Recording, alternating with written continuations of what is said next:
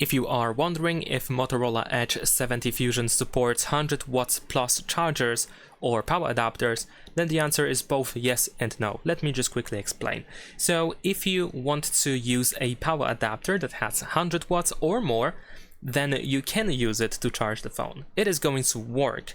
There is no issue with that whatsoever. But if you expect the power adapter that has 100 watts or more to be faster than a power adapter that has 68 watts or more, in this specific case of course, then in this case the charger won't be faster. So of course in this case the phone does not really support the full amount of watts that the power adapter is supposed to provide. This is because the phone can charge the battery using 68 watts at most. This is why I mentioned 68 watts before. The phone can be charged using 68 watts at most, and of course if you use more than that, it is completely fine. The charger is still going to work, but the phone cannot really use all that power that the power adapter can of course provide.